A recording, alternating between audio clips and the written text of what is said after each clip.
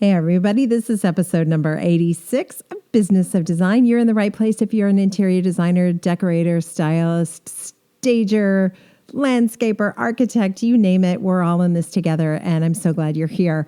We are going to hear a familiar voice. Juliette Palaria is going to be back on this episode, and she's going to talk about a speaking event that was looming in the distance when we recorded this episode.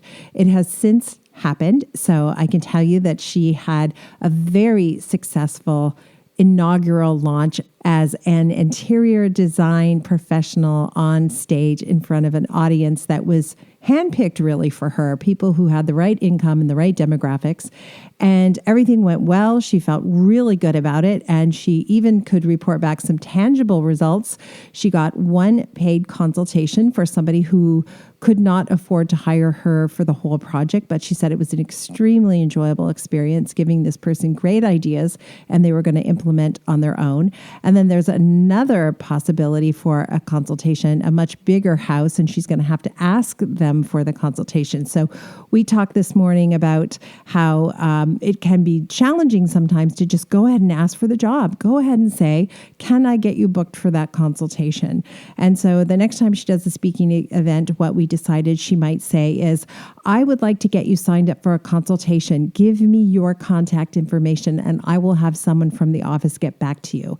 And then that way she's got the information. She doesn't have to ask for the job right there on the spot, but it's clear she's going to ask for the job. So that settled that. It was great to have a chance to speak to her again this morning because I wanted to find out how things were going since the last time we spoke to her. And she's made so many changes, has really just embraced the 15 steps that we teach at Business of Design and implemented them. So much so that she did her first trade day and she said it was amazing and unbelievable. And she also has since gotten 2 new jobs. And one of them, she is really the boss. She is running the job. She feels confident. She looks confident. She sounds confident. And so now what we talked about this morning is how do you go forward then and continue to keep new jobs coming in the pipeline? It was really, really good to reconnect with Juliette. And so many of you reached out and said you could appreciate what she shared last time about hitting a wall and not being sure you're doing the right thing. And maybe you should get out of this business, et cetera. And in fact, Juliette shared that 3 different women phoned her following the podcast and said, you told my story. So with my hand in the air too, there's at least 4 of us out there who had the same story as Juliette. And what that means to me is that no matter what you're going through, you're not alone. There's somebody else who has had a similar problem, and together we can figure out how to get through this and do better than we've done in the past and step up and own the fact that we are business owners who have an exciting career that is a rewarding career in so many ways, not just psychologically or emotionally rewarding. We know that, but financially rewarding. That's a really big part of it. Let's be honest. I want to take home a lot of money at the end of the day. I've got to renovate my Santa Monica place and I want to do it with sky's the limit budget. So that means I have to work. And this work that we do is complicated. It's complex. It's challenging. And therefore, it also should be financially rewarding if you're going to assume the responsibility in front of you. So it was really great to reconnect with Juliette this morning. I'm going to say hello to Cheryl, and then you're going to hear part 2 of the conversation I had with Juliette about a month ago. Hey, Cheryl, what is happening in Business of Design's world? We do have our next group coaching session coming up on November 21st. Registration's open for any of our premium members who have not already signed up. And then on the 29th, we're doing something new. We're doing a roundtable discussion with a small group of our members. Some are fairly new to Business of Design. Others have been with us a long time. Long list of topics that we're going to be discussing there. So that's on November 29th. It is sold out, but if you're still interested, feel free to email me. December, we're sort of wrapping up for the new year. So we always stick to our group coaching sessions. So we'll definitely be doing one of those. And then we're working on events for next year. I know we have a lot of things we are excited about launching next year. And with some new content and more benefits to becoming a Business of Design member, also comes a little pay increase for Business of Design. We have not given ourselves a raise in about 5 years, so it's time. What that means to you is if you are interested in becoming a Business of Design member, jump now if you'd like to get in on this for $67.50 a month or $675 a year. And that includes monthly group coaching. You have access to me as your mentor through the forum and more than 150 different video courses that you can take. We will be launching 15 new courses in 2019, and the pay increase will go up to $79 a month or $790 for annual membership. Still the best value out there. We sort of scratch our heads and are amazed at some of the webinars and et cetera that we see that are $1,300 for one webinar. Mm-hmm. And I guarantee you this content will change your life. So we hope you'll become a member. We hope you'll give yourself that as a gift for Christmas. And you'll save some money if you jump in right now. The increase is only for new members. So as part of encouraging you to jump in now, it locks you into that rate. So if you're already a member, your rate will not be going up. If you join before the increase, you are locked into that rate and your rate will not be going up either. So that was sort of an important thing to note. Yeah, I love that. We actually have a handful of members who joined the very first day we launched, and their rate is crazy low, and we still love that they're there. So thanks so much. Have a great week, Cheryl. Talk to you soon. Before we jump into the episode, let me tell you about Juliette Pelleria. She is the principal and designer at JP Styles, and she believes everyone deserves access to the type of design that evokes feelings of comfort and sophistication. She's completed a variety of projects in categories of renovation, remodel, and construction. And her team is growing. She's added a project manager, which is really exciting. And they really pride themselves on understanding the client's wishes and then making those wishes a reality. Juliette's projects have been featured in Baltimore Magazine and Chesapeake Home, as well as she's received recognition from the Home Builders Association of Maryland. And she took home an award for excellence for a kitchen remodel of $300,000 to $400,000. With millions of dollars in design projects successfully managed, Juliette is not resting on her laurels. She is stepping it up and has very big goals for herself, some goals we discussed today. And I have no doubt she's going to make them happen. And we've invited her to come back and share some of her successes in the future. For this episode, we're going to focus on an upcoming speaking event that Juliette is going to participate in. We're going to talk about what do you need to think about before you agree to speak at an industry event? How do you set an intention so you make sure that you accomplish something tangible with your time and with your effort? We talk about the fact that it's much more engaging for you to tell stories and anecdotes to an audience. You will have their attention if you can pepper the conversation with, here's what's going on in a recent construction project we did, or this happened on a renovation the other day. When you are trying to attract a certain high-level customer, make sure you're speaking about high-level projects and avoiding things that might fall under the category of do-it-yourself, such as decorating for the holidays or decorating with trends. Those are two topics that I won't touch when I'm going to speak to consumers because I know I'm not going to get a job when I talk about those two things. I'll let Juliette tell you the story. It's much better coming from her. We're very glad you're here. Welcome to the Business of Design podcast with Kimberley Selden. Business of Design is the coaching community for independent designers like you. We know it takes more than hard work and talent to successfully run a professional design firm. There are proven business strategies that can solve your immediate business challenges and transform your life. Don't try to do this alone. Join today and you'll have access to more than 100 video courses plus Kimberley Selden as your mentor and guide. Unlike traditional coaching, which can take years to produce tangible results, BOD is a fast track to immediate results for independent interior designers, decorators, architects, stagers, and landscapers just like you.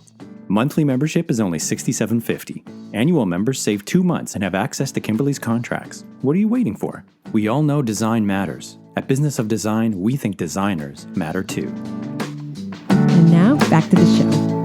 Juliet, by the way, you may remember from our first podcast where we talked about the fact that you hit bottom and you realized you ultimately had to change the way that you were working in order to make your clients happy, which really, literally, you told my story. And at the end of that first podcast, Juliet, nice talking to you again today, by the way. Hi, how are you? I'm good. How are you? I'm good. At the end of that podcast, I thought, man, when I need a vacation from hosting the podcast, Juliet is taking it over, because our experiences have been so parallel that I think I found my co-host already in you. So I have a lot invested in you making these changes in your business and coming away as a diva with a design empire. So you got to do this for all of us. We're all rooting for you.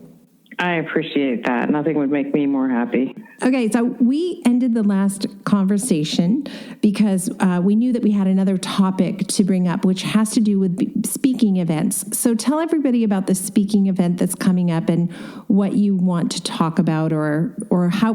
Just start by telling us how the event came about, I guess. So I did my financial planner. My husband and I have been with his firm for many years, and he's become a friend. He's very well respected in our area. And I would say his,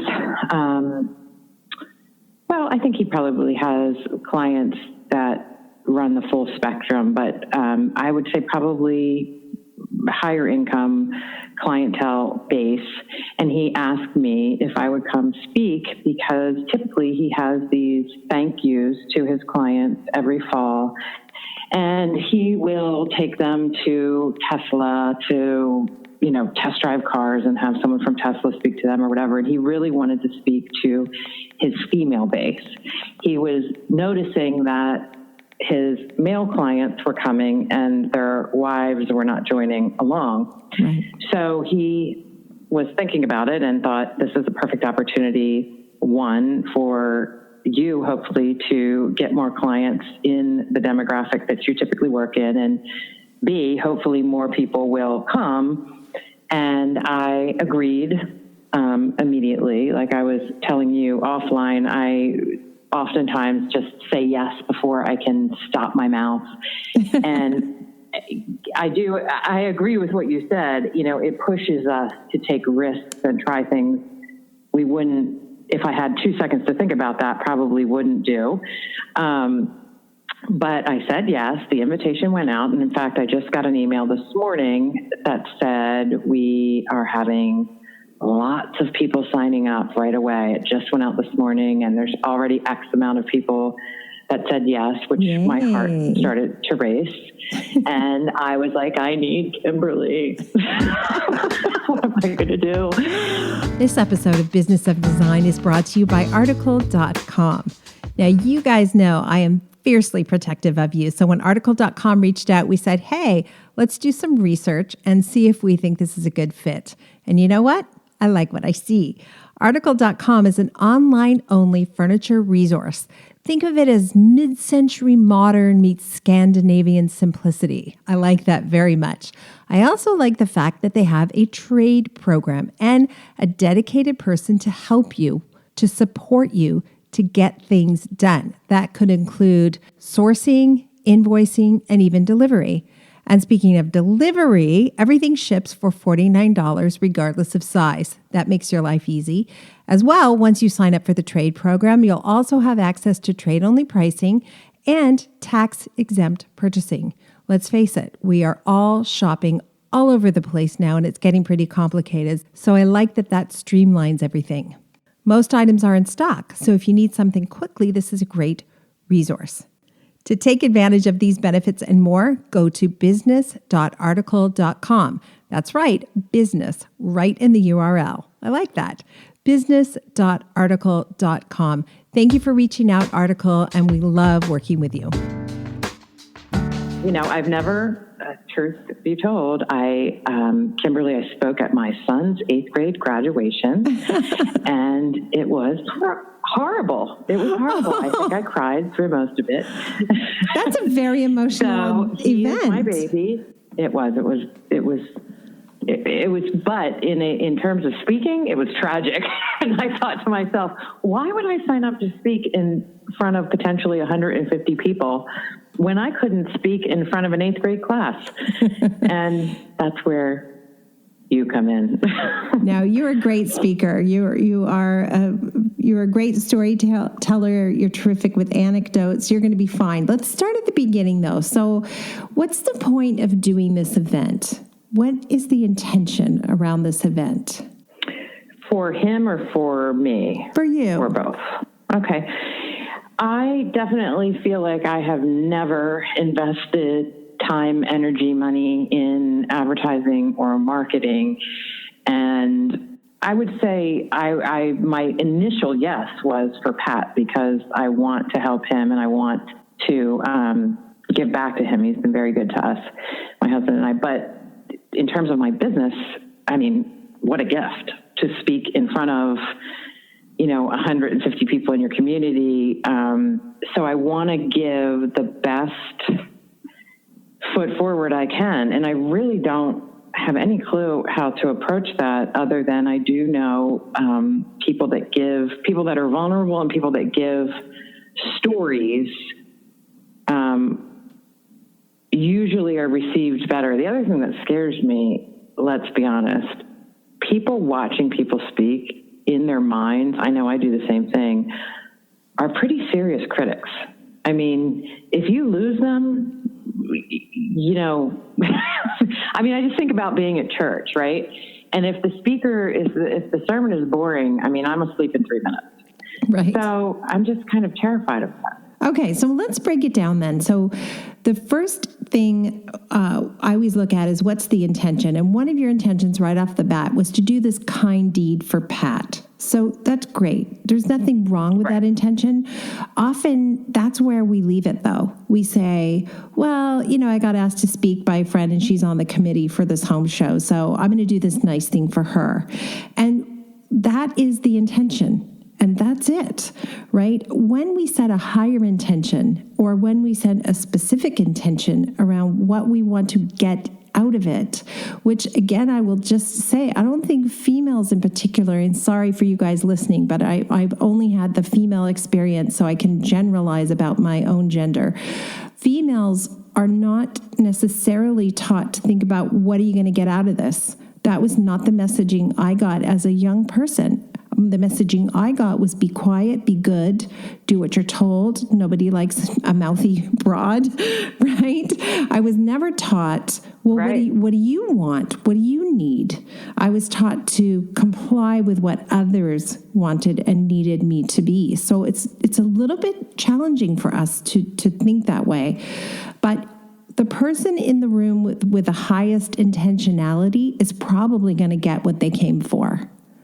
So I want to be that person in the room when I go to speak. And the good thing is I can have more than one intention. I can have an intention to do a nice thing for Pat. I can have an intention to conquer my fear of speaking in front of people. That's a great intention.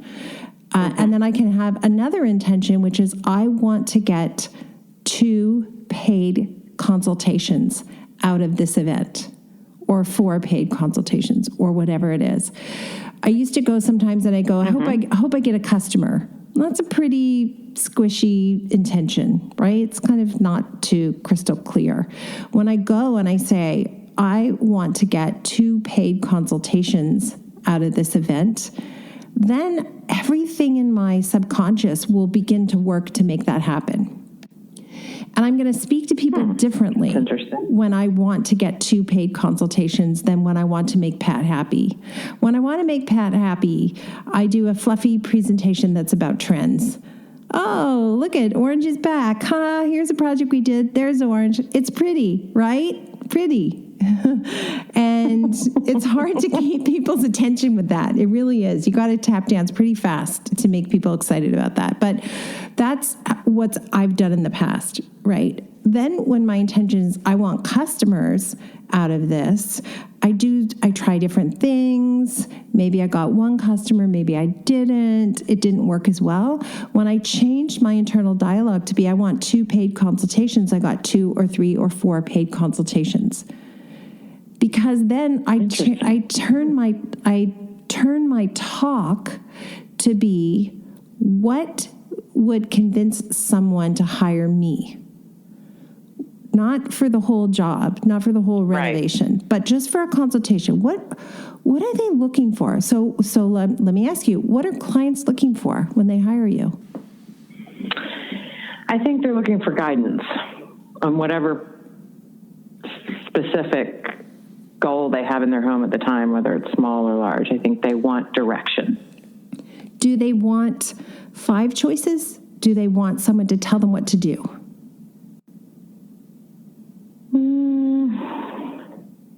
That's a good question. I think there's both. But I think typically most people I meet with want me to tell them what to do. That has been my experience too, that when I used to give clients 3 or 4 choices, they would look at me like a deer in the headlight. They weren't sure what they were supposed to pick. And they somehow thought I had the answer, but I just wasn't giving them the answer. And after years and years of hearing people say, what would you do? And I would say, well, I could do this or I could do that. No. What would you do? Years people ask me that question. I finally realized that's what they want. They want to know what I would do. So now when I do a presentation, I'll say, this is what I would do. This is my choice. I would pick this one. And I will tell you the truth. Sometimes I don't really know which one is the better way to go. Is it the white frame or is it the black frame? Right. They're both nice, but I don't say that to the client. Oh, they're both nice, because that scares the client. What I say is, I would go with black. And then I think, is that the right choice? Did I do the right thing there? And if I made a mistake, I would go back and clean it up. But make a decision. So even that small bit of information, it changes how Juliet is going to present to the crowd. So let me ask you, that's a very good point you bring up, because one of the things that was confusing me when I was listening, when I didn't know what to do to prepare for this, so I listened to a million TED Talks, and I also listened to some, how to public speak videos on YouTube. And one of the things that I heard over and over again was, don't make it about you. Don't look like you're self-promoting, because no one wants to hear you sell yourself. I could be misquoting them, but that was the gist. Mm-hmm. Is that kind of in line with what you're saying, or do you disagree with that? No, to me, that kind of falls into the second thing I would think about, which is, what value am I going to provide? And then how am I going to deliver that value? And if I deliver that value by saying, I did this design choice for Mrs. Smith, and I am so smart because I thought of this all by my little self, and nobody else could have thought of this in the whole world except for me, then nobody wants to hire me, right? But if I say, Mrs. Smith was so lovely. I met her at the grocery store, believe it or not. And we realized we had mutual friends. And then she asked me what I did, and I told her, and she hired me for a consultation. And a consultation is where I go on site for 2 hours. It's $800. We develop a scope of work. We develop a plan. We develop even a budget in 2 hours. It's a very intense, hardworking meeting. And at the end of those 2 hours with Mrs. Smith, we knew we wanted to work together. We spoke the same language. So, do you know what I mean? So this is what my business coach taught me, that to pepper the conversation with my expertise, not because I'm so smart, but just tell the stories and the expertise comes out. So for example, are you going to have any visual, like PowerPoint or something like that? I'm going to do whatever you tell me to do. I like a PowerPoint. I love a PowerPoint, because it gives me something to look at and something to do. I have a clicker. I can point to things. I could read lists. If there's something important I don't want to forget to tell people, I can write it on the screen so I don't forget it. So I'm going to use one then. Okay, so first of all, let me say I would not do a topic like trends, because nobody, as far as I know, nobody has ever hired an interior designer because they thought they understood trends. I just don't think that's what most people hire us for. We might have been separated at birth because the financial planner's assistant was trying to come up with some ideas that she thought would be good. And one was trends and one was how to decorate for the holidays. And I said, I can't do either of those. Oh, and you are said, why? so and I said, wise. because I'm just not passionate about either one of those. No, and nobody will hire you for either one of those. Nobody's calling right, you. And I don't even want to do holiday decorating, to be perfectly honest. That's not what you do. So that is not even what interior designers do. Now, some do it on the side for fun. I've done it on the side for fun for clients I love. But that is not what you want to go and speak on a stage about. So use your internal wisdom's already kicked into high gear. So, okay, so we're not going to talk about trends. We're not going to talk about how to decorate for the holidays. What do people want when they hire us? I still want to get at that question. One thing they want, you said, was guidance. So yes, they want specific guidance. They want a firm answer. They want an expert to tell them what to do. I really think they do. They want an expert to tell them what to do. Now, they might not go with your first choice for everything in the whole house, but out of 1,000 products you're going to sell them or, convince them to purchase, they're going to go with 990 of your choices. And maybe they'll, differentiate on a few. But they want you to be an expert, and they want you to tell them what to do. For sure, I really believe that's true. I think my best customers also don't want to lift a finger. Now, that's not for everybody. For some people, they say, no, my customers, I love it when my customers are involved. And if that's who you are, then I don't. Okay, yeah. I love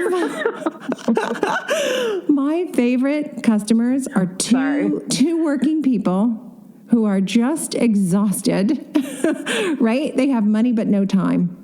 They have jobs, they have children, they have friends, they have vacations, they are living the dream, but they just do not have time to decorate. That's my dream job. I'm your girl. Right? I agree 100%. The client who says, I really should have been a designer, so do you mind if I just tag along and learn the process? No, not for me. Not going to work with me. They might be wonderful. They might be lovely. And somebody would you else say no? Yeah, 100%. I would say, that is so not me. Okay. That is so not me. Okay. So I would also thing to learn too. When to know to say no. Yeah. So I would also have an intention in terms of the client I want. So if the client I want is the client who doesn't lift a finger, then it's really important that my conversation includes that. Where I think sometimes people get asked to speak at a home show or an event and they say, can you talk about trends? And before you know it, you're showing great pictures from Pinterest of DIY projects. And that's not you. That's not what you want to do. No high-end client's going to hire you to do a DIY project, probably. Right? So I think it's really important to set down in writing who you're speaking to and what your goal is. And like I said, my goal is usually 1 or 2 paid consultations. That seems so modest. It's so small. But most paid consultations in my world lead to a project. Like, it's very rare that I do a paid consultation that I don't get a project. But I just ask for the consultations.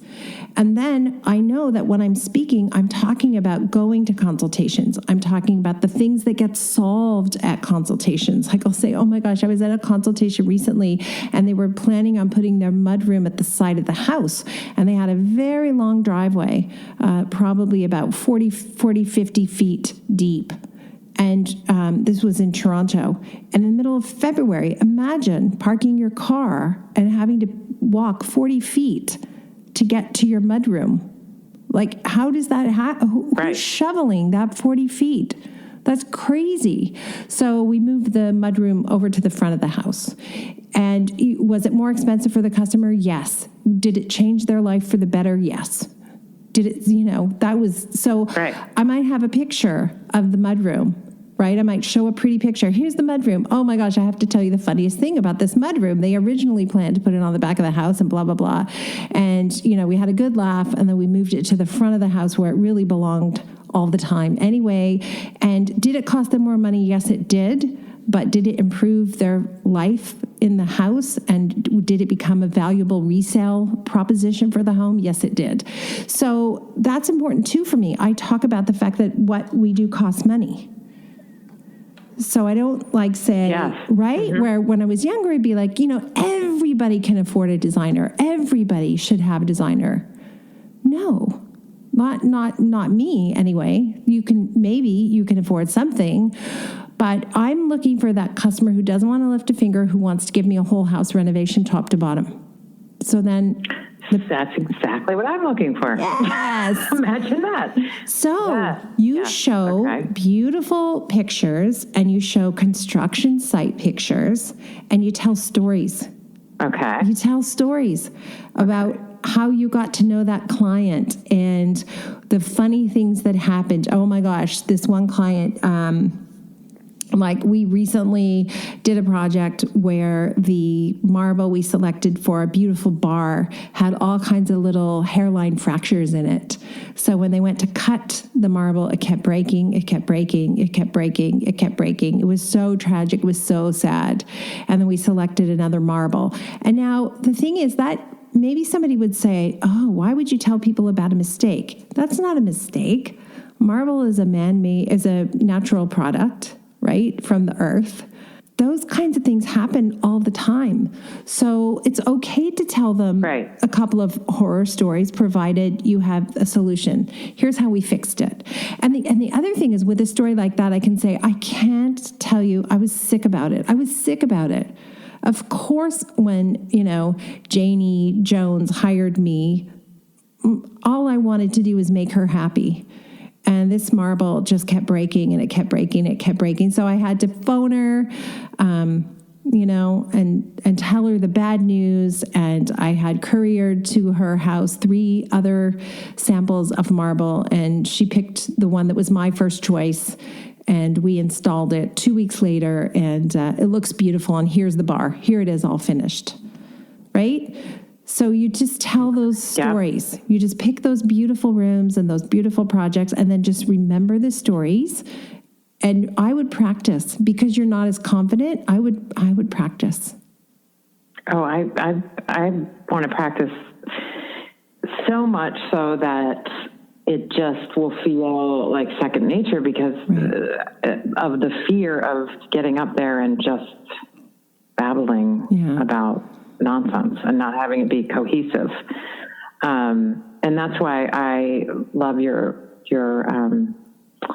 advice, because you've done these speaking engagements, and I'm sure you've been able to read what has been interesting or successful or whatever, what people actually want to hear about versus those fluffy topics like you were saying with trends. Right. I don't really think anyone wants to hear about trends. No, they don't. So, no, they really don't. And how do I put that in an order, in an order of, that's where I guess I feel stuck. How do you deliver that information in what order? Okay, here's a thought. This seems really like a simple and logical way to do it. For me, when I go and do a speaking event like this, I usually tell the provider or the person who's invited us to speak that the only topic I will speak to consumers about is project management. That's the only topic I will speak to consumers about. I will not speak to consumers about anything else, although sometimes I do, because I'll get paid. So I'll go talk about Christmas if I get paid, but I am not going to be talking about Christmas if I'm not getting paid, because I know I'm not going to get a customer, right? So if I wanted to do a home show specifically to get a customer, my topic would be like project management. And for a crowd like you're talking about, that doesn't sound too sexy. So, it could be something how to start and finish a project in a logical, systematic way, or we need something sexier.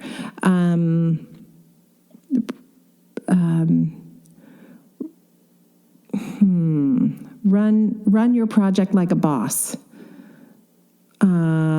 Okay, I like that. Yeah.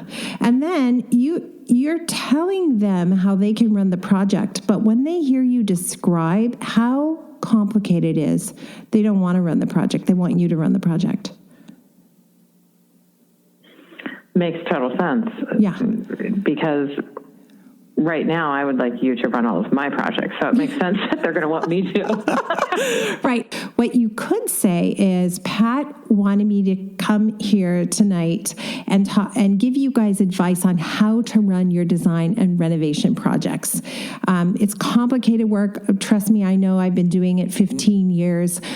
We have delivered 42 new families into new homes, or whatever, whatever your numbers are. And I would show a couple of pretty projects and say, I do this full time as a career, and I'm going to give you some insight on how you can do this for yourself. And then you just tell them how you work. And the very first thing you would talk about is that consultation. What do you do at the consultation? Will you develop an entire scope of work? 50% of your audience quits right there. They don't even know what that is. It sounds too hard. They don't know how to do it, right? But you describe what's in a scope of work. Then you can describe how you develop a budget. Right? Like for me, a lot of people don't have a clue about a budget. So I give them a very simple exercise. I say, let's create a budget for 5 pieces of furniture, right? Sofa. Where would you shop for a sofa today, Joe? If you had to go buy a sofa, where would you shop for a sofa? And Joe will say, I would shop at Ethan Allen. Great. How much is a sofa at Ethan Allen? And he'll say, oh, it's $2,500. I don't actually know if that's true or not true, but I'm just making this up. So then you write down $2,500. Right. No, I right? And then you do that for a couple chairs and a lamp and a table and a carpet. And you total that up, and it's kind of shocking because 4 or 5 things are like $10,000, $12,000 usually, right? Right. And most people are like, that's what they want to spend on the whole room. So you've just made them realize that they are lying to themselves about what it's going to cost. Right. Right. So you can you could spend, 5 minutes talking about budgeting, and show them a furnishing schedule and show them kind of a detailed, like I would put one up on the screen that had, 72 items on it. Say, this is a small project we did recently. There are 72 items on the furniture schedule. That's a small project. A big project might have 700 items. And read your furnishing schedule. Read what's on there. The kind of deep detail. And this is what you develop your talks on. The project management is your favorite. Well, not favorite, but you feel like that yields you the most clients at the end of a talk. 100%, because they don't know how to project manage. They just don't. And by the time I'm done talking, it's so obvious it's complicated. They just, the ones who have the budget, who have the money, will come up to me immediately following my talk. And you don't feel like it bores them. You somehow make this project management exciting through visuals and stories of the projects. That's how I kind of turned it into a more sexy, interesting look into interior design. I think they need to see some pretty pictures. I think it helps a lot. And I think it helps me too, because I get that visual reference. I turn the slide, I'm at the end, I'm talking, and I suddenly realize I have no idea what I'm talking about anymore. So click another slide. Oh, there's that mudroom. I know the story about the mudroom. I'm going to tell them a story about the mudroom. And then I run out of stuff to talk about. And then I'm like, click, new slide. Oh, wow, this is a project we just finished this summer. And, you can say it's in the such and such area of Baltimore. It's overlooking the harbor, like the swishiest area in town. Talk about where your projects are, who your clients are. And, when we did the reveal, my clients were in Aspen skiing. And when they came home, the whole house was done. You know what I mean? I think that will be really... Okay, well, that's good to know. Go ahead, I'm sorry. No, you go ahead. That's great to know, because I was hesitant to talk about, obviously I won't use names, but specific clients, because in my mind, some of my best projects, I would feel like might alienate certain people. I couldn't afford her, or I couldn't. In fact, I've heard that a lot recently. That's another good question for you. I've heard a lot of people say, well, maybe part of the issue is, everyone really considers you that high-end designer. Most people wouldn't call you because they don't think they could afford you. So that feedback, would you be happy about that feedback? Because you're thinking, well, those are the people I want to work for. That's my client base. Yeah. There's nothing snobby about that. No, there's nothing. Or is that a bad thing that people are saying that? No, I don't think so at all. I think that there's a customer who's going to go and buy a Toyota, and there's a customer who's going to buy a Tesla. And both of those customers are decent, wonderful human beings who need transportation.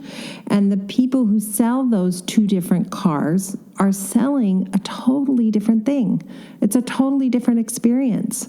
And there's no judgment around, shame on the Toyota driver or shame on the Tesla driver. They're just two different things. So I'm looking for the person who wants to drive my car. And there are some people who can't afford your services. That is the truth. There are people who can't afford your services.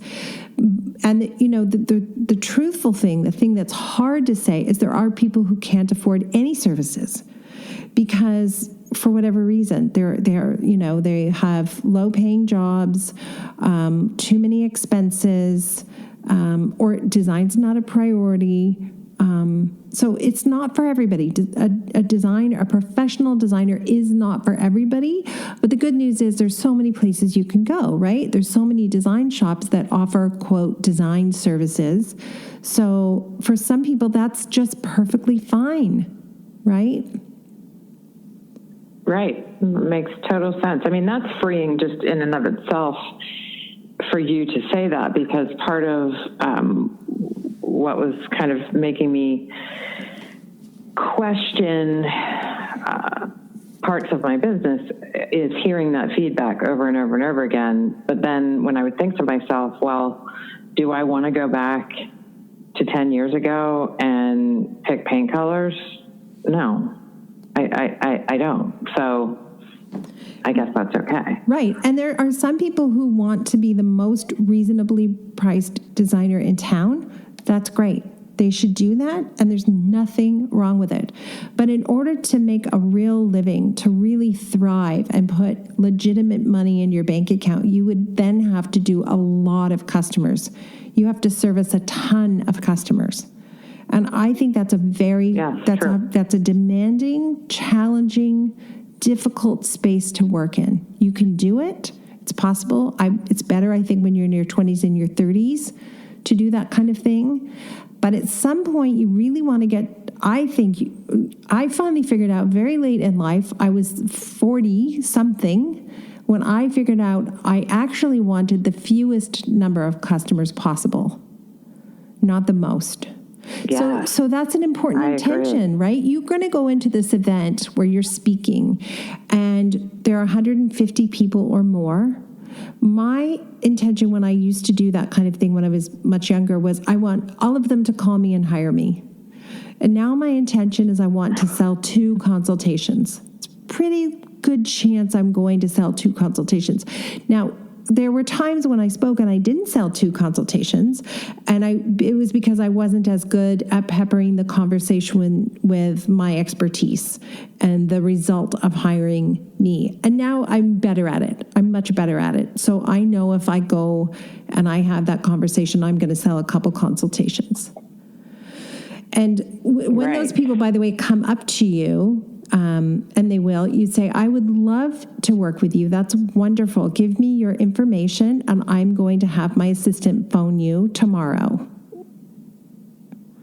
Right? Like, you're not going to whip out a credit card machine at the event, because that's not part of your brand, right?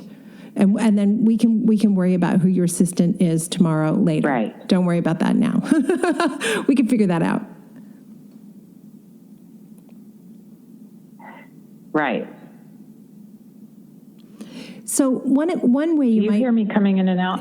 Yeah, just a little. It's funny, but everything has been great so far, so I'm not worried. One thing that might just make this super easy is for you just to do run your project like a boss and just run through the 15 steps. Here are the 15 steps. Step 1 is a consultation and show a beautiful picture of a home where you consulted and then it turned into a great project. And then step 2 is the contract and the retainer. I love talking about contracts and retainers at these kinds of events because I can say, quite honestly, don't hire anybody who doesn't have a professional contract. That puts your insurance at risk. Right? And you can tell them, did you know? I'm embarrassed to... Oh, you don't. You don't have a contract. Is that what you're I have one. I have one. Okay. I'm embarrassed to say that the project that just most recently went sideways, they said, they were both lawyers, by the way. The husband and the wife were lawyers, and they both said, listen, we will give you a $50,000 retainer, but I'm not signing a contract. And I did it. And, right. I don't need to look too far to figure out why that didn't work out well in the end. So, right. Yeah, right. I think contracts now are my best friend. We should just look at that because right then and there, what happened is there was an exchange of who's running the project. There was an exchange of that power. When you did the consultation and you presented the contract, you were running the project. But then your client dictated terms to you on how the project was going to run. And when you accepted it, the client became the alpha dog. And lawyers know better. Oh, good. Lawyers know better. So that was a play. That was a power grab, and shame on them for doing that. It wasn't nice, but now you've learned, and you're not going to ever do that again. So I remember once a lawyer telling me, your contract is it's not good, and when we're done here, I'm going to change it for you. And I said, great. When we're done, we can talk about that, but now you need to sign it. And he said, but it's too many loopholes. And I said, well, then don't worry about it. Don't worry about it. I'm not protected. Don't worry about that. That's not your problem. As long as you're protected, that's all you have to worry about. So he signed the contract. And then at the end of the project, he said, your contract's perfect. Don't change anything. Interesting. Yeah. Interesting. Yeah. So, well, I mean, if there's one thing I've already learned is, and you tell me if I'm wrong here, but never step out of the 15 steps, right? No. Yes. Good. Yes. Okay. What another way to say that is don't break the rules you know are there to protect you. Right? Right. And I still do that. And them. I still want to do that. Like. And them, yeah. And I still to this day, I still want to do that sometimes. So I can't tell you that I'll ever be transformed, but I know better. And when I do step off the path just a little bit, I get my hand slapped and I go right back on. So yeah, don't break your own rules. So one way you could structure the talk is just to do the 15 steps, which you can write what they are. It gives you a cheat sheet, something you can look at, make sure you have pretty pictures. And even, it is even possible. Like sometimes I'll say, okay, I have even made a joke like, who in the audience has an unlimited budget because you're the person I'm going to do your house next. And then they'll laugh. And, and it gives me a chance to say like, no, of course, nobody has an unlimited budget. But what's important is not an unlimited budget, but a realistic budget. Like, right? Like if you're going to buy a sofa and 2 chairs and a coffee table, you can't do that for $300. So what does that cost? So talk to them about what I started to say. It's a contract and retainer. Tell them what should be in a good contract. And tell them, like, if they hire in most states, in most provinces, in most towns and countries, if you hire someone to come in your home and do work and something goes wrong and they don't have insurance, your insurance won't cover it. So if you get Joe, the electrician, to come in and do some work at your house and something goes wrong and he's not properly insured, as a homeowner, your insurance won't cover you. Because you've broken the law. You're not supposed to have people in your home who don't have the proper credentials. So, It's okay to tell them that stuff too. Prepare them for what's at stake if they try to do this on their own. Like in the most loving way. I like the 15 steps. Yeah, you got this. You got this. So I think what we've discovered is we're not going to talk about trends. We're not going to talk about how to decorate for Christmas unless, I guess, a couple of things. One, you're getting paid to talk about those things, which could be kind of fun. Or 2, you have so much work you don't know what to do with it, and this just sounds like a fun thing to do. But when you actually want to generate new customers, set an intention around the talk, how many new customers you want to get, and then create a story that will lure in those customers, and then ask them to hire you. That's the other thing I want to say. Just say, I do these kinds of talks, and invariably somebody's shy. They want to ask me if they can work with me, but they feel shy. So I want to tell you, yes, you can work with me. Design is my business. This is what I do for a living. I would love to work on your home. So if you want to set up a consultation, come and give me your card, and I'm going to have my assistant phone you next week. Like, just ask for it. Okay, and I can do that, right? I can have the courage to say that. Right. I can do it. It's so funny you say that, because that's the scariest part to me. That is absolutely the part where I go like, okay, don't blow it. Don't suck at this.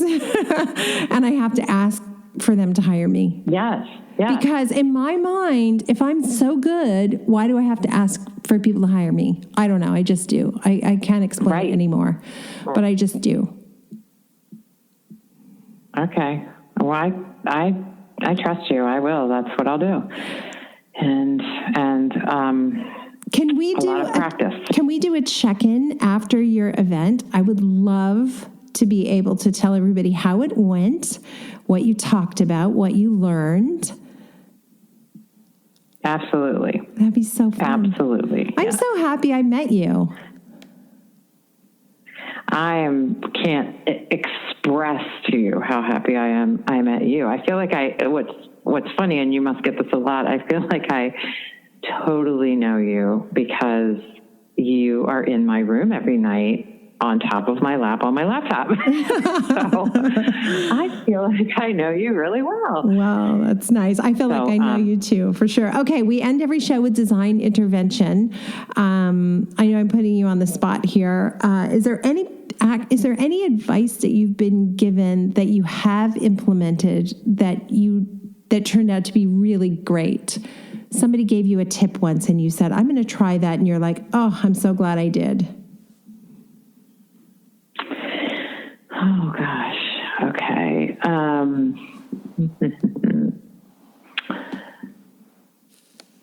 I would say, well, one thing I have noticed recently with a lot of interior designers, and so this is my tip, have an incredible website. I didn't, and I've invested a lot of time into professional photographs, and it doesn't have to be expensive, by the way. I actually found a home real estate photography company locally that you can call, and the very next day they can go out. As you know, being designers, getting that window, that perfect window of time where you can get in, photograph the house before the family disassembles everything you just did, which is called living, and get those images for your website is critical. And this company does that for like $150. And that has been huge for me. I've had more comments about my website really than anything else lately. And the designers that don't have that to point people to, I think are really suffering. So that would be my tip. Have your website is really good website and invest in it. It's beautiful, by the way. I love the logo. It's beautiful, and it navigates so easily. It's beautiful. Yeah. Thank you. I think that's great advice. And it wasn't expensive, by the way, just so you know, it wasn't. It's square page. Anyone can go on it. So just wanted to put that out there so designers don't think, oh, I would have to invest thousands of dollars. You wouldn't. Great advice. I think that's a great design intervention. Okay, well, I'm going to look forward to the next time we speak, because we will have implemented some or all of the 15 steps, and you will have spoken at this event, and I'm sending out good vibes to the universe, and you come away with a couple of paid consultations, and we're looking forward to hearing how it went. And if that isn't the outcome, that's okay. We'll tweak what you did, and you'll do it again, and the outcome will be even better the next time. Perfect. I look forward to it too. I'm very optimistic now after talking to you about it. Thank you so much, Juliet. Great talking to you. You too. All right. So, yay. So do you kind of feel like you have a plan, at least, for when you go and you speak? I definitely do. I think that that's a great idea. I feel like what's funny about it is I feel like, why didn't I think about that last night when I was going through all of these steps? But I think it's such a scary thing for someone who's never done it before. And, you know, you try to put yourself in all the different positions. What would I want to hear if I were in the audience? What makes it entertaining? What makes it upbeat? And then I become overwhelmed with all of the trying to figure out all the answers to all of those different questions. And really what I needed to do was just zero in on that topic. And now from there, well, let me also say, I trust what you have found to work. I mean, you've done this. I haven't. So if you think it's something people want to hear and are interested in, and also benefits me and that intention, then that's what I'm going to go for. And just having the topic is a big, peace of mind. Yeah, and you know what? You may decide that as you start working on it, that it's not working for you, which is fine. You'll figure out a way to tweak it so it makes sense for you. But I think at least you have like some place to start. And then, like I said, I think you just did us a huge favor. These are my favorite podcasts. I'm so excited. I can't wait till they air. But I really feel like I owe you an hour coaching that's off the microphone. So feel free to set up another call before you do this talk if you want to rehearse it, or save it till after. It doesn't matter. Whenever you want to use it, just reach out and say you're ready to do it. And I will tell Cheryl and I soon that you'll be getting in touch with us. Well, thank you so much. That I really, really appreciate it. I probably would love to practice on you, because obviously you would know what would, if I was sounding good or off or any of those things. And I would also love to tell you how this consultation goes with the agent, and see how my first time out using your platform goes over. Okay. And I would love to tell you that too. So I'm just going to keep plugging away on your videos, and I've already had most of my documents changed to yours with my logo on them. Yay. Don't you like when people just come on board and are like, do it. I love it. Like, it's so good for the industry. Like, the more people out there running projects professionally, the better. It's so good. And I also one day want to learn from you how you have time, how you master your calendar, like how you do it all, how you go out on, I don't understand. It's like incomprehensible to me how you can be running the business, doing consultations with people, and phone consultations. Like, are you Superwoman? What's going on? Or do you have a big staff? No, you know what? Once you start writing things down, you can pass projects off to people and they can do it without you having to be involved. Like, all those yucky things I didn't want to learn that I had to really face and learn, once I learned them and they were written down and other people could do them, I didn't have to do them anymore. And I literally forget how to do a workshop, a worksheet, or a purchase order. I have to go and read it, how to do it, because I don't do them anymore. Somebody else does them who loves doing them. So that's just like heaven right there. Did you have your kid there? Was that your child? No, that actually was, I'm in the design center, and no, my children are 21, 17, and 15. That was someone in the design center talking to me as I walked by. I was hiding in my little office when we were on the calls, and then I just walked out. Okay. No worries. So that's what you're hearing. Okay, good. All right, so definitely check back in then when you're ready. So of course. Much. Thank you. Are you kidding? I'm so excited. That's the best podcast ever. Yeah, that's like such an honor and a blessing to my confidence that had really been beaten down. So I appreciate it greatly. And if I hope one day I can be doing the things that you're doing, helping other people, because ultimately I feel like that's where the real joy comes from. You know, helping people along in their journey from what you've learned. So for sure. All right. Well, thank you so much. Of course. Have a great night, and I will keep in touch. Okay, great. I'm looking forward to that. Take care, Juliet. Bye for now. Thanks, Kimberly. Thank you for being part of the Business of Design community.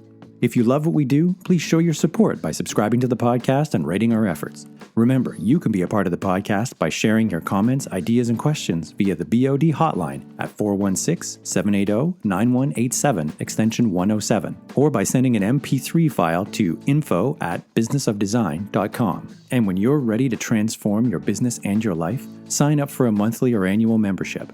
Together, we will achieve extraordinary results. Start today.